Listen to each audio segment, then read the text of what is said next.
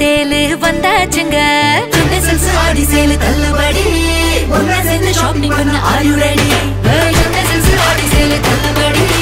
ஒண்ணா சேர்ந்து ஷாப்பிங் பண்ண are you ready? The Chennai Silks and Aha Oho Adi Sale 50% வரை தள்ளுபடி. இளைய நிலா பொழிகின்றதே, அருகில் வந்து நனைகின்றதே, உள்ள போகும் நேரம் கணக்கணுமே, விளக்கணுமே, வானமே.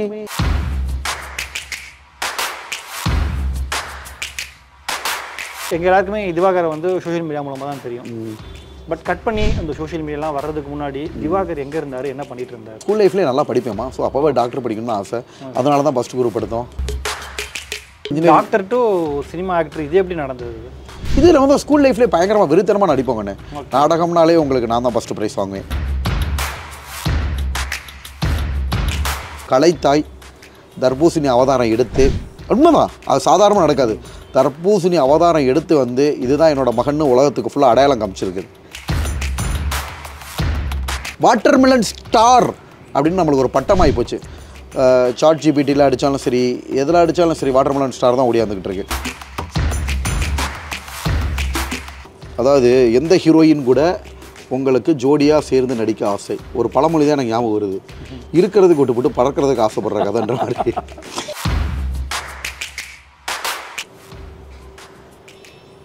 என் கண்ணு வேணும்னு கேட்டாமல கேட்ட மூடுறா. இனிமே எங்க நான் தான் ரங்கநாய சக்திவேல் நாயர். நாயக்கரா?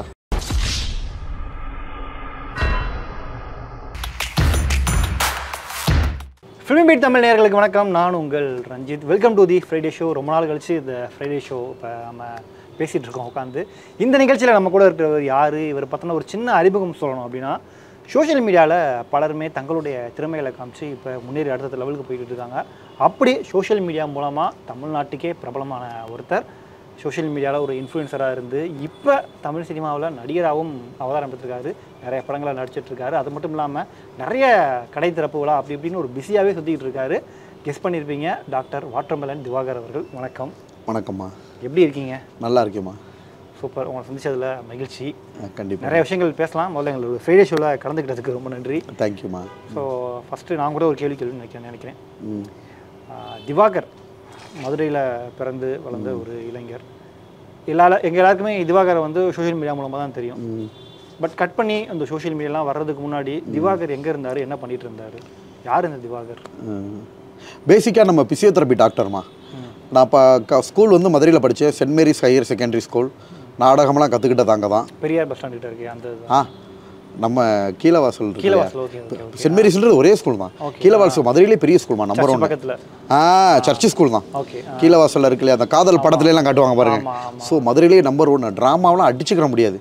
பெரிய பெரிய லெஜெண்ட்ஸ், ஆக்சுவலாக பெரிய பெரிய லெஜெண்ட்ஸ் வந்தாலும் அந்த ஸ்கூலில் தோற்று போயிடுவாங்க நடிப்பில். அதோட சின்ன ஒரு சென்ட் மேரி ஸ்கூலோட ஒரு சின்ன துளியவே இப்படி தமிழ்நாட்டை கலக்குது. இது ஹாலிவுட்டுன்றானுங்க, தலையில் தூக்கி வச்சு கொண்டாடுறானுங்க. சோசியல் மீடியாவில் வருஷக்கணக்கில் இருக்கிறவன் சினிமாவில் வந்து சாதிக்க முடியல. கொஞ்ச நாளில் வந்து இப்படி கண்ணில் வரல விட்டு ஆடுறோம்னா அது எவ்வளோ சக்தி வாய்ந்த ஒரு பள்ளின்னு பார்த்துக்கோங்க. ஓகே, சென்ட் மேரிஸில் படிச்சு. ஆமாம். எங்களோட ஸ்கூல் தான் லோயலா காலேஜ்மா. லோயலா காலேஜில் நிறைய பேர் படிச்சும் படிக்காமல் நடிக்கிறாங்க. சென்ட் மேரிஸில் நான் வருஷக்கணக்கில் படிக்கிறேன். 6வதுலேருந்து 12வது முடிய படிச்சிருக்கேன். அப்போ நான் எவ்வளோ பெரிய சக்திசாலியாக இருப்பேன். ஸோ இன்னும் காட்டுவோமா, எல்லாம் 100 படம் நடித்து ஃபேம் ஆனவங்கள விட நம்ம 5 படத்தில் அந்த ஃபேம் எடுப்போம். அதான் படம் ஃபுல்லாக வந்து நான் சொல்கிறேன். இப்போ நடிச்சது சின்ன சின்ன ரோலு. சரி, அது ஒரு பக்கமாக. காலேஜ் லைஃப் அப்படின்னு பார்த்தீங்கன்னா சேலத்தில் சண்முக காலேஜ் ஆஃப் ஃபிசியோதெரப்பின்னு பண்ணோம். படிப்பு முடிஞ்சுட்டு மதுரையில் ப்ராக்டிக்ஸ்ப்பா. மதுரையில் கிளினிக் வச்சு ப்ராக்டிக்ஸ் அப்படியே ஓடிக்கிட்டே இருந்துச்சுக்கண்ணே. மனசில் இடையில ஒரு வருத்தங்கள் வந்துக்கிட்டே இருக்கும். என்னடா நம்ம நிறைய திறமையாக இருந்தோமே, இது இன்னும் வெளி உலகம் தெரியாமல் ஓடிக்கிட்டே இருக்கே அப்படின்ற மாதிரி இடையில வரும். ஆனால் ஏதாவது ஒரு உருவத்தில் அது கொண்டு போய் சேர்க்கும். அதுக்குன்னு ஒரு காலம் வரும். அப்படியே ஓடிக்கிட்டு இருந்துச்சு. கடைசியில் அதுக்குன்னு ஒரு காலம் வந்துருச்சு. வேலை ஆட்டோமேட்டிக்காக கலைத்தாய் தர்பூசணி அவதாரம் எடுத்து, உண்மைதான் அது சாதாரணமாக நடக்காது. தர்பூசணி அவதாரம் எடுத்து வந்து இதுதான் என்னோட மகன்னு உலகத்துக்கு ஃபுல்லாக அடையாளம் காமிச்சிருக்கு. ஏன்னா அவ்வளோ லேஸில் வராதுங்க. நாம் அதுக்கு முன்னாடி நான் நல்லா ஃபேமஸ் தான். பட் வாட்டர்மெலன் ஸ்டார் அப்படின்னு நம்மளுக்கு ஒரு பட்டமாகி போச்சு. சாட் ஜிபிடியில் அடித்தாலும் சரி, எதில் அடித்தாலும் சரி, வாட்டர்மெலன் ஸ்டார் தான் ஓடியாந்துக்கிட்டு இருக்கு. பட் ஆனால் அந்த ஃபிசியோதெரப்பி படிக்கணும், டாக்டர் அப்படின்ற ஆசை எப்படி இருந்தது? ஸ்கூல் லைஃப்லேயே நல்லா படிப்பேம்மா. ஸோ அப்போவே டாக்டர் படிக்கணும்னு ஆசை. அதனால தான் ஃபஸ்ட் குரூப் எடுத்தோம். ப்ளஸ் டூவில் மார்க்கு கம்மி அவ்வளோ தூரம். அதனால் ஃபஸ்ட்டு எம்பிபிஎஸ் எய்ம் பண்ணுது. கிடைக்கலன்னொடனே அதுக்கப்புறம் என்ன கோர்ஸ் நல்ல கோர்ஸ் படிக்கலாம். அதுவுமே என்னோடய ஸ்கூலுக்கு கல்வியும் சரி கலையும் சரி ரெண்டுமே கொடுத்தது எங்கள் ஸ்கூல் தான். ஃபிசியோதெரப்பி மருத்துவர் ஆனதும் இப்போ மற்ற ஸ்கூலில் படிச்சிருந்தேன்னா ஃபிசியோதெரப்பிலாம் ரொம்ப நிறைய பேருக்கு தெரியாதுமா, சிட்டிக்குள்ளே இருக்கிறவங்களுக்கு தான் தெரியும். இப்போ சுவாலஜி சார் என்ன பண்ணுறாரு, ஃபிசியோதெரப்பி டாக்டர்னா என்னென்னு என் கிளாஸ்மேட் ஒரு பையன் கேட்குறான். +1 படிக்கிறப்ப சரியான ஸ்கோப்பியா பயங்கரமாக இருக்கும். எனக்கே நெக் பெயின் வந்து என் ஸ்டூடெண்ட்டே பண்ணிட்டு போனான் அப்படின்னது லேசாக என் மைண்டில் ஸ்டோர் ஆச்சு. அப்புறம் +2 முடிஞ்சவொடனே யதார்த்தமாக அதான் எல்லாமே நம்ம பிளான் பண்ணி வர்றதில்ல. ஓகே அது இல்லாட்டி இதுன்றது கடவுளாக பார்த்து உள்ளே நுழைச்சிது. ஏன் டாக்டர் டு சினிமா ஆக்டர் இது எப்படி நடந்தது? இதில் வந்து ஸ்கூல் லைஃப்லேயே பயங்கரமாக வெறித்தனமாக நடிப்போங்கண்ணே. நாடகம்னாலே உங்களுக்கு நான் தான் ஃபஸ்ட்டு ப்ரைஸ் வாங்குவேன். ஸ்கூல்லேயே நாடகம் தனி நடிப்பு. அதுலேயும் உங்கள் இப்போ மதுரையில் வந்து பார்த்தீங்கன்னா எங்கள் ஸ்கூலில் வேறு ஸ்கூலில் இருந்து படிச்சுட்டு வரவனும் இருப்பான். திறமையானவங்கம்மா இருக்கிறவங்களாம் பயங்கரமாக பண்ணுவான். என்ன தான் திறமை இருந்தாலும் அது வெளியுலகத்துக்கு தெரிஞ்சு இந்த மாதிரி வர்றது சில பேர் வருவாங்க. அது கடவுள் நம்மளுக்கு கொடுத்த ஒரு அதிர்ஷ்டம் சொல்லலாம், யோகம் சொல்லலாம், கலைத்தாயோட அருள்னு சொல்லலாம். Okay okay okay super. ஏன்னா நான் ஃபஸ்ட் இயர் ஃபஸ்ட்டுலேருந்து 5th முடிய கிராமத்தில் படித்தேன். 6வது வந்து சென்ட் மேரிஸில் படித்தப்போ அங்கே உள்ள பசங்கள்லாம் வெறித்தனமாக பண்ணுவாங்க. அவங்கள ஓவர்டேக்கு நான் 7th 8th பண்ணுறப்ப நான் ஓவர்டேக் பண்ணிட்டேன்னு வைங்களேன். ஆமாம் பொடி தானே கண்ணு இருக்காங்க. 15 செக்ஷன் இருக்கும். நான் 6th படிக்கிறேன்னா இருக்கிறவனெல்லாம் ஜாம்பவானாக இருப்பான். அவனெல்லாம் அடித்து பீட் பண்ணி ஃபஸ்ட்டு ட்ராமாவில் வாங்குறன்றது அவ்வளோ லைஸான காரியம் கிடையாது. அதே மாதிரி ஸ்கூலில் டீச்சர்ஸ் டே ஒவ்வொரு டேவாக இருக்கும். அதுலேயும் வந்து பார்த்தீங்கன்னா எஸ்பெஷலி எங்கள் ஸ்கூல் நம்ம மதுரை ஒரு திறமையான இடம். இப்போ மதுரையில் பலகானத்துலேருந்து ஆர்சி ஸ்கூல்லேருந்து என் கிளாஸ்மேட் ஒரு பையன் கூட படித்தான், முத்துக்குமார். அவனும் பயங்கரமாக பண்ணுவான். மோன் ஆக்டிங்லாம் வந்து பார்த்தீங்கன்னா ஃபஸ்ட்டு நான் செகண்ட் ப்ரைஸ் வாங்கி அப்புறம் தான் ஃபஸ்ட் ப்ரைஸ் வாங்கினேன். ட்ராமாவில் எப்பயுமே ஃபஸ்ட் ப்ரைஸு. அந்த மோன் ஆக்டிங் அப்படின்ற விஷயத்தில் வந்து அதான் அப்போ பார்த்தீங்கன்னா அவன் ஒரு விதத்தில் திறமையான ஆட்கள். இப்போ நீங்கள் சொல்கிறீங்களா உங்களோட ஸ்கூல் நண்பர்கள் எல்லாம் அவங்களாம் இப்போ உங்களை பார்த்துட்டு பேசுகிறாங்க? ஆமாம் கண்டிப்பாக. ஆக்சுவலாக ஸ்கூல் நம்பருன்றது ஒட்டுமொத்தமாக டச் விட்டு போன விஷயங்கள். இப்போ நிறைய சோசியல் மீடியாவில் பார்த்து கால் பண்ணி பழைய நண்பர்கள்லாம் திருப்பி ரீயூனைட் ஆக ஆரம்பிக்கிறாங்க. ஸ்கூலை பார்த்துட்டு சென்ட் மேரிஸ் பயிலுகடா அப்படின்னு சொல்லிட்டு நிறைய எடுத்து ஷேர் பண்ணிக்கிட்டு இருக்காங்க. பார்க்குறப்ப ரொம்ப ஹாப்பியாகவும் இருக்குது, சந்தோஷமாகவும் இருக்குது. சூப்பர். நம்ம நிறைய விஷயங்கள் பேசலாம். அதுக்கு முன்னாடி ஒரு 3 செக்மெண்ட் இருக்குது. முதல் செக்மெண்ட் போயிடலாம். அதாவது உங்கள்கிட்ட கேட்கணும்னு நினச்சி சில கேள்விகளை உங்களுடைய ரசிகர்கள் சிலர் எழுதி கொடுத்துருக்காங்க. ஸோ அந்த கேள்விகள் என்ன அப்படின்றத பார்த்துடலாமா முதல்ல? கண்டிப்பாக. ஸோ முதல் செக்மெண்ட் உங்கள்கிட்ட கேட்கணும்னு நினச்சி சில கேள்விகளை சிலர் எழுதி போட்டிருக்காங்க. இதில் சின்ன பிள்ளைத்தனமான கேள்விகளும் இருக்கும், ரொம்ப சீரியஸான கேள்விகள் இருக்கும். ஸோ நீங்கள் அதை எப்படி எடுத்துக்கிறீங்களோ எடுத்துகிட்டு அதுக்கு பதில் பண்ணலாம். எடுக்கவா? எடுத்துக்கோங்க. நான் படிக்கட்டுமா? நானே படிக்கிறேன். ஓகே. என்ன எழுதியிருக்காங்க? நீங்கள் பண்ணுற வீடியோக்களை பார்த்துட்டு உங்கள் வீட்டில் எதுவும் சொல்ல மாட்டாங்களா? ஆன்சர் என்னன்னா, நம்ம ஒன்றும் யாரையும் நம்ம திறமையை தானே காட்டுறோம். ஸ்கூல் லைஃப்லேயே இருந்து அவங்க ட்ராமாவில் நடிக்கிறோம், பரிசு வாங்குகிறோம். இவங்க புது வழியில் இருக்கிறவங்களுக்குலாம் அது என்ன தெரியும்? ஸோ இதெல்லாம் வந்து புறாமையால் வந்த ஒரு கமெண்ட்டுமா. புறாமையால் வந்து ஆமாம்மா. இது பார்த்துட்டுனா நம்ம என்ன பண்ணுறோம்? நல்ல விதமாக பண்ணுறோம். இல்லை அதை நல்ல விதமாக கூட சொல்லுவாங்களான்னு கேட்குறேன். நம்ம நல்ல ஆமாம் சப்போர்ட் தான் பண்ணுறாங்க. சப்போர்ட் மீன்ஸ் தெரியுமில்லப்பா அம்மா அப்பாவுக்கு நம்ம எவ்வளோ திறமையை காட்டுறோம். ஸ்கூல் லைஃப்லேருந்து எப்படி இருந்தோம், இப்போ எப்படி லெவல் போய்கிட்டு இருக்கோம், எப்படி படத்தில் நடிக்கிறோம், விசில்ஸ் அண்டு அவங்க பார்த்து அவங்கள விட்டுதில்லைங்க. வெளியில் இருக்கிறவங்களே வந்து இவங்களை பாராட்டுறாங்க. பரவாயில்ல உங்கள் மகன் என்ன இந்த லெவலு நல்லா வந்து வேறு லெவலில் போயிட்டு அப்படியே அப்படின்ற மாதிரி வெளியில் இருக்கிற பாமர மக்கள் கூட இது பண்ணுறாங்க. பாமர மக்கள் கூட அப்ரிஷியேட் பண்ணுறாங்க. அம்மா அப்பா என்ன பண்ணுறாங்க? அம்மா அப்பா நார்மல் தான்மா. ஊரில் தான் இருக்காங்க. ஊரில் தான் இருக்காங்க. Okay okay. நெக்ஸ்ட்டு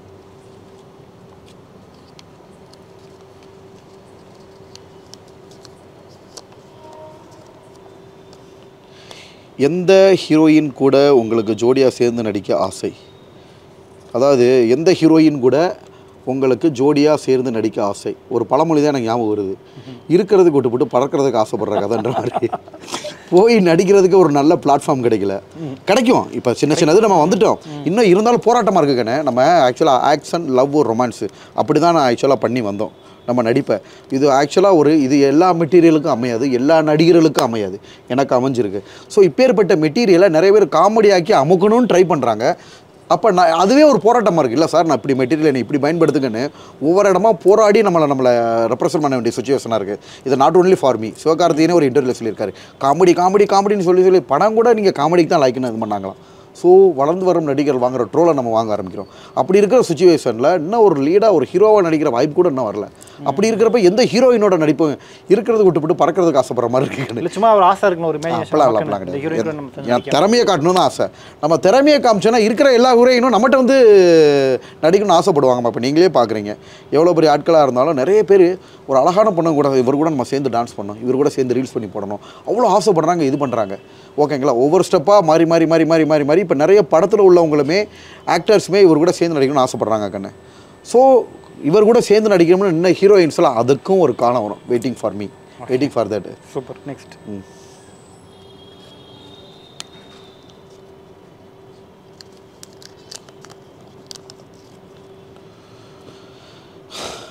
உங்களுக்கு யார் மேலேயாவது கோபம் இருக்கா?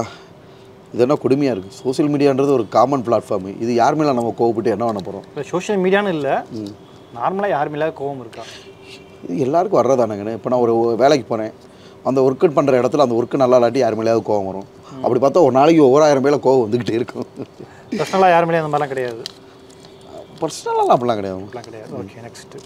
கோபம்னு வந்தால் எல்லாருக்கும் அந்தந்த நாளுக்கு ஒவ்வொருத்தவங்க மேலே வரும். இதெல்லாம் நம்ம விளக்கம் மட்டும் சொல்ல முடியுமா? சோஷியல் மீடியாவில் உங்களை பற்றி பேசுகிற நெகட்டிவ் கமெண்ட்ஸ் படிப்பீங்களா? கண்டிப்பாக படிப்பேன். ரொம்ப பேடாக அசிங்கமாக பேசுகிறதெல்லாம் பிளாக் பண்ணிடுவாங்கன்னு.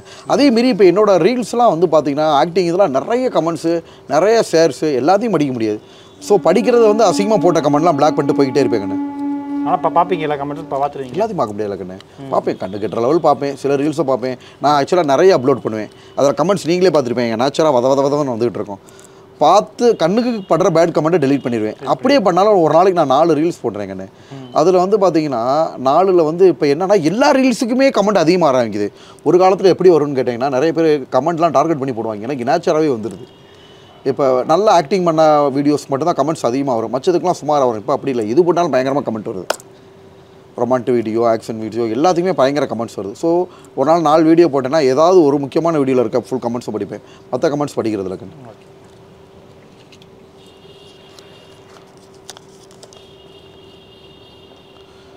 எனக்காக ஒரு பாட்டு பாடுங்க ப்ளீஸ். பாட்டு தான் நான் டெய்லியும் பாட்டு பாடி பாடி பாடி இன்ஸ்டாவில் நிறைய அப்லோட் பண்ணிட்டோமே. சரி, இருந்தாலும் இவருக்காக ஒரு பாட்டு பாடிடுவோமா? இளைய நிலா பொழிகின்றதே, அருகில் வந்து நினைகின்றதே, உள போகும் நேரம் கணக்கணுமே, விளக்கணுமே வானமே.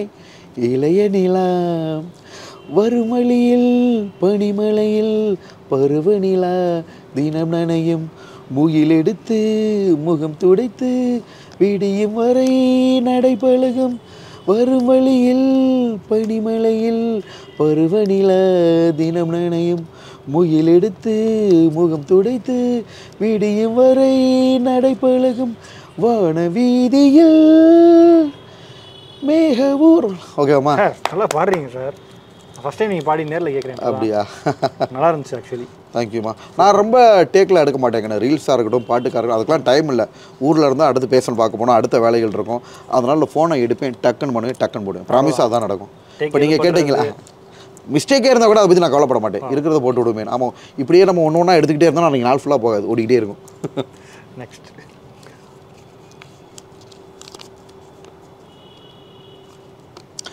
சோசியல் மீடியாவில் இல்லைன்னா இப்போ திவாகர் எங்கே என்ன பண்ணிகிட்டே இருப்பார்? மதுரையில் பிசியோதெரபி டாக்டராக கிளினிக் ப்ராக்டிக்ஸ் அப்படியே கன்டினியூ ஆகிக்கிட்டே தான் இருக்கும். ஓகே.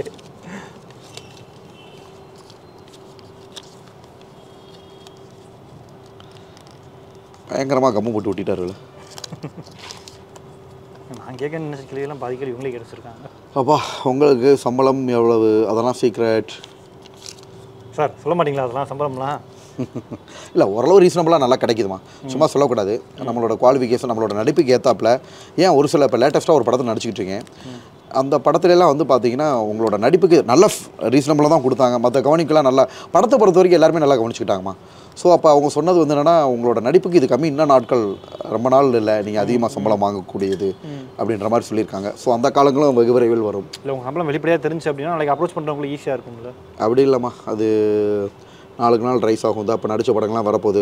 ஆகஸ்ட் 1 அக்யூஸ்ட் அப்படின்னு நம்ம நடித்த ஒரு படம் ரிலீஸ் ஆக போகுது. அதில் டைலாக்கு இதில் படத்துலலாம் மொத்தம் தானே காமிச்சாங்க. ஃபஸ்ட்டு படத்தில், 2வது படத்தில் இன்னும் நல்லாயிருக்கும். அடுத்தடுத்துங்கள் வரும், அடுத்தடுத்து நம்மளோட இது கூடும், மார்க்கெட் கூடும். Okay okay okay, super. அதுக்கும் வாழ்த்துக்கள். தேங்க்யூ. நிறைய விஷயங்கள் பேசலாம். திவாகர் நார்மலாக சொன்ன மாதிரி சோஷியல் மீடியாவிலேருந்து கொஞ்சம் கொஞ்சமாக எவால்வ் ஆகி வந்துகிட்டே இருக்காரு. இதில் திவாகருக்கு தடையாக இருந்த விஷயங்கள் என்ன? சோஷியல் மீடியானால டெவலப்மெண்ட்டுக்கு தடையா? சோஷியல் மீடியாவிலேருந்து கொஞ்சம் கொஞ்சமாக முன்னேறி வந்துட்டே இருக்கீங்க. இந்த உங்களுடைய முன்னேற்றத்தில் உங்களுக்கு தடையாக இருக்கிற விஷயங்கள் நீங்கள் நினைக்கிறது எது? தடைன்னு சொல்லிட்டு எதுவும் இல்லைம்மா, நான் அடிச்சு முன்னேறி போய்கிட்டே இருப்பேன். பட் தடைனா அங்கங்கே டெவலப் ஆகிற நேரம் யாராவது ஒரு ஆள் தடை ஏற்படுத்துன்னு நினைப்பாங்க. அதெல்லாம் உடச்சி மேலே போய்கிட்டே இருக்கு. ஃபஸ்ட்டு படம் வாய்ப்பு கிடைச்சப்பெல்லாம் நிறைய பேருக்கு ஒரு சிலருக்கு பொறாமைகள், அதனால் சில வாய்ப்புகளை தடுக்கணும்னு நினச்சாங்க. அதை விட பெரிய பெரிய வாய்ப்புகள் எனக்கு வந்துக்கிட்டு தான் இருந்துச்சு, அவர் யாரையும் அதை தடுக்க முடியல. அப்புறம் ஒரு சிலர் இப்போ வர்றது வேறு. ஆரம்ப கட்டத்தில் ஆக்சுவலாக முகம் தெரியாத நபர்கள் நிறைய பேர் கால் பண்ணி ஒரிஜினலுக்கும் ஃபேக்குக்கும் வித்தியாசம் தெரியாமல் இருக்கிறதுக்காக நம்மளோட வாய்ப்புகளை கெடுக்கிறதுக்காக நிறைய பண்ணாங்க. அவங்களாலையும் நம்மளால் ஒன்றும் பண்ண முடியல. ஒரு நாளைக்கே 200-300 கால் ஃபோன் கால் வருதுக்கண்ணு. ஒரிஜினல் எது ஃபேக்குன்னே தெரியல. எந்த காலையும் நான் அட்டன் பண்ண மாட்டேன். ஆனால் கிடைக்கிறதே கிடச்சிருது. எல்லாமே பை காட், கடவுள் கொடுக்குறத யாரும் தடுத்து நிப்பாட்ட முடியாது. ஸோ அது ஒரு தடைகள். பொறாமைகள் நிறைய வந்துச்சுக்கண்ணே. அதையும் தடைகளை உடைத்து இருந்துச்சு.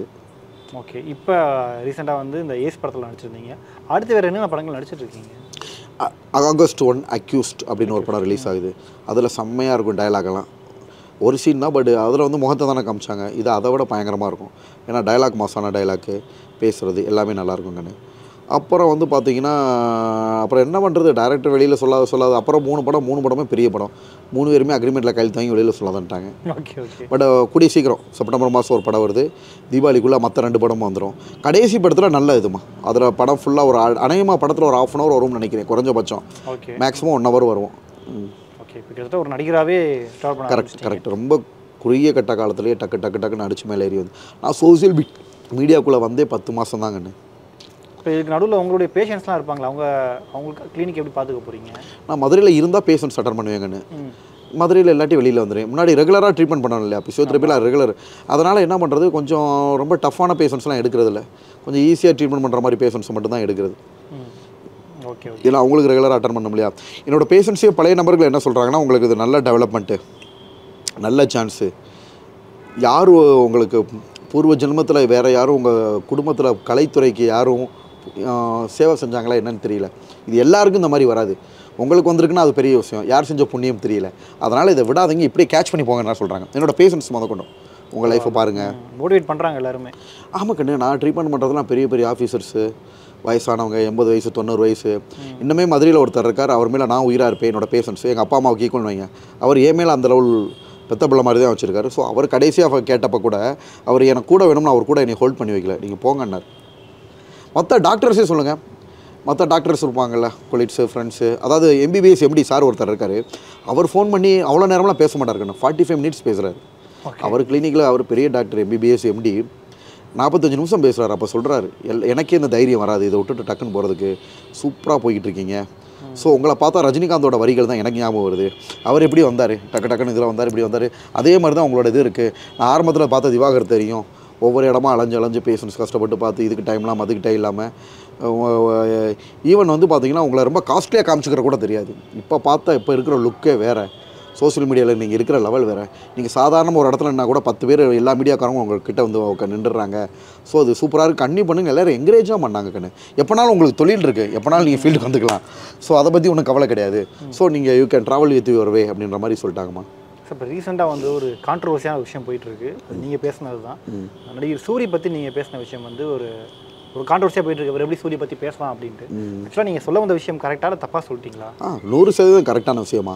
அதை பாருங்கள், எத்தனை பெண்களை பார்த்து இவரோட கான்ஃபிடன்ட் பிடிச்சிருக்கு, இவரோட இது பிடிச்சிருக்கு. அதுக்கு எக்ஸ்பிளனேஷன் வீடியோ கூட போட்டிருந்தேன். அதாவது கண்ணு என்ன இன்டர்வியூ பண்ணுறாரு, அது எனக்கு நடந்த விஷயம்னா நான் சூரியனாவை நான் மென்ஷன் பண்ணதோட ரீசன், எனக்கு நடந்த இன்சிடென்ட் ஒன்று. என்ன இன்சிடென்ட்னா, என்கிட்ட கேட்டார், நீங்கள் எவ்வளோ சம்பளம் வாங்குவீங்க, என்ன மாதிரி நடிக்கிறீங்க என்கிட்ட கேட்டாங்க.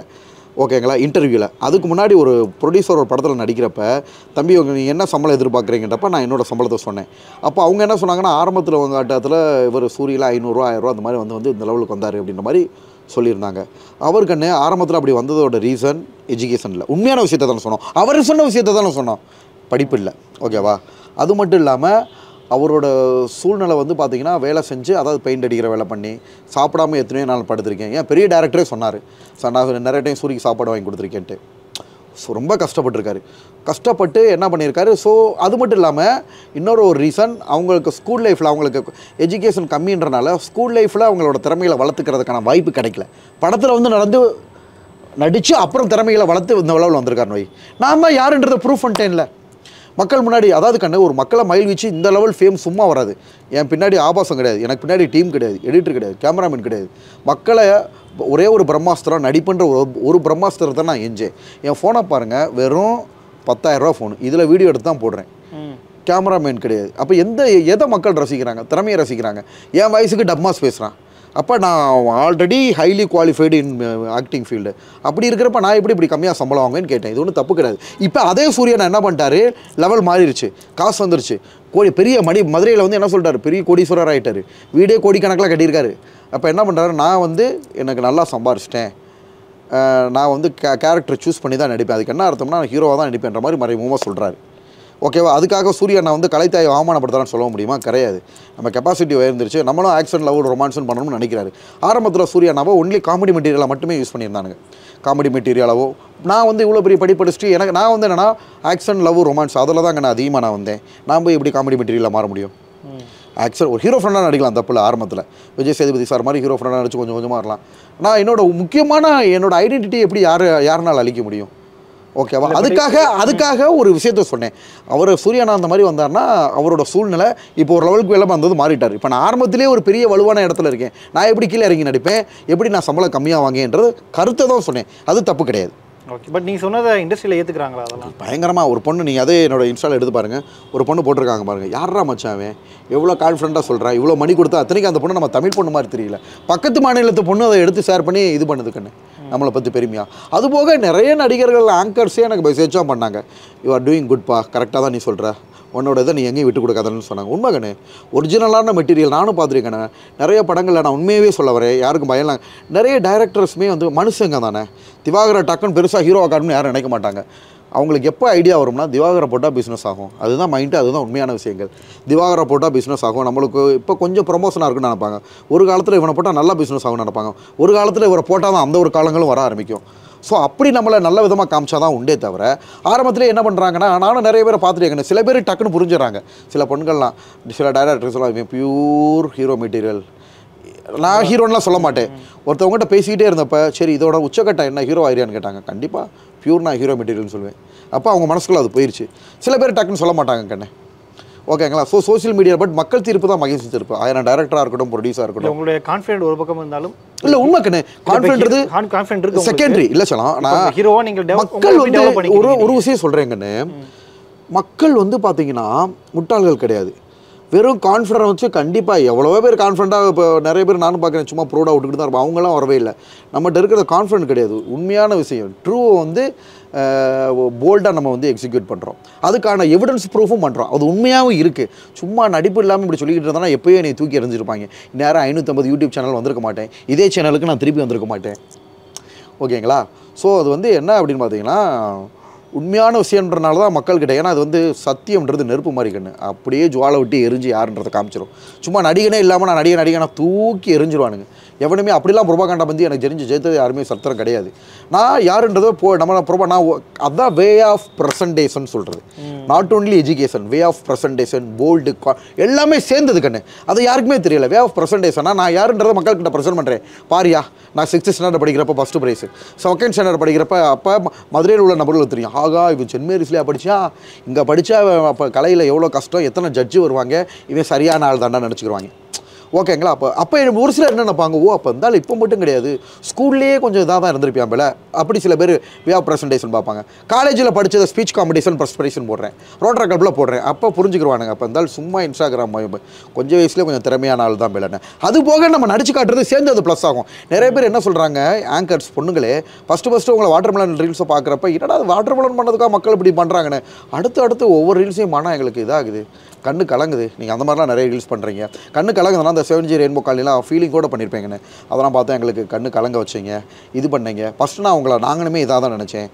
ஓகே, நீங்களே பாருங்கள், லேட்டஸ்ட்டாக 2 பொண்ணுங்க என் கூட லைவ் பண்ணியிருக்கேன், லைவ் வீடியோ போட்டு அண்ணா உங்களோட பேசணும் டைமை வாங்கி, அதை பார்த்தோன்னு இன்னொரு ஆளுக்கு ஆசை. ஏன் அப்படி ஆசைப்பட்றாங்க, ஏன் நம்ம கூட பண்ணணும்னு நினைக்கிறாங்க? நம்மக்கிட்ட அப்படி என்ன இருக்குது?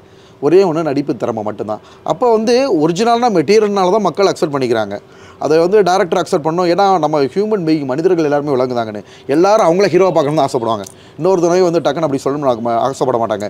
இப்போ உள்ள கரண்ட்டில் உங்கள் சினிமா ஃபீல்டில், இப்போ நான் ஆக்சுவலாக அவுட் ஆஃப் த ஃபீல்டு தான், இப்போ தான் இதுக்குள்ளே வந்திருக்கேன், டேரக்டர்ஸ்க்குமே ஹீரோ ஆகணும்னு ஆசை வருது, நான் பார்க்குறேன். டைரக்டர், மியூசிக் டைரக்டர் எல்லாருமே ஹீரோ ஆகணும்ன்ற ஆசை வருது.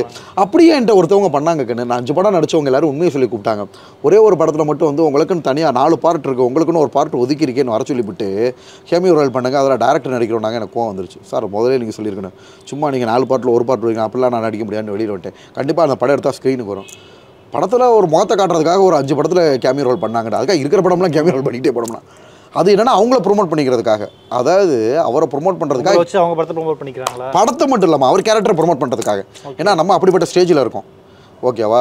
ஸோ நம்மளை வச்சு ஒன்றும் இல்லை, ஏஸ் படமே ரிவ்யூ பாருங்கள், அவங்களுக்கு பெரிய ஹெல்ப்புக்குன்னு. நீங்கள் என்ன நினச்சாலும் சரி, அதில் வாங்கின சம்பளம் நம்மளுக்கு தூசி. ஆனால் அவங்களுக்கு அதில் கிடச்ச ப்ரொமோஷன் இருக்கே, வெறும் கிளைமேக்ஸ் என்ன தான் வரணும். நம்ம போட்டு அவங்களுக்கு எத்தனை லட்சம் பேர் நம்மளை வச்சே படம் பார்த்துருப்பாங்க, ஓடிடியில் பார்த்துருப்பாங்க.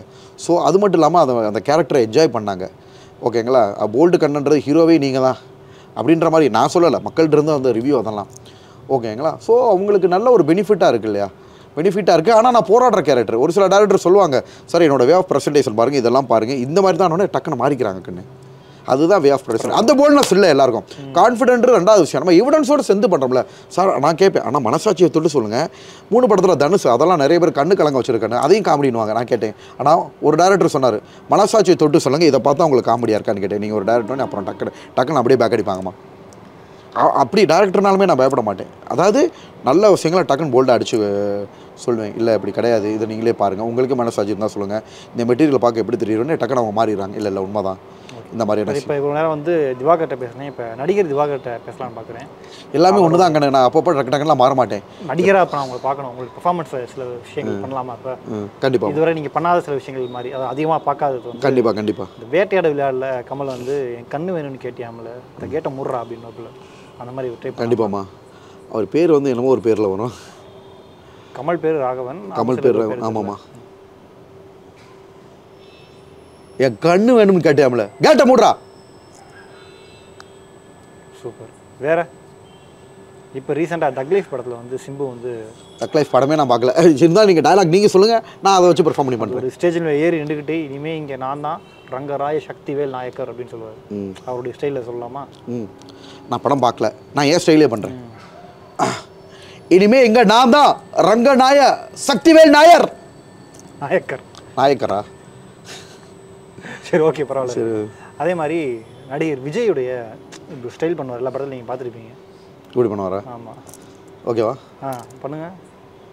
இப்படி கழுத்தையும் தாய்க்கும். பாருங்க, ஆடி சேலு வந்தாச்சுங்க. ஆடி சேலு தள்ளுபடி, ஒன்னா சேர்ந்து ஷாப்பிங் பண்ண ஆர் யூ ரெடி? ஆடி சேலு தள்ளுபடி, ஒன்னா சேர்ந்து ஷாப்பிங் பண்ண are you ready? The Chennai Silks in ஆஹா ஓஹோ ஆடி சேல் 50% வரை தள்ளுபடி.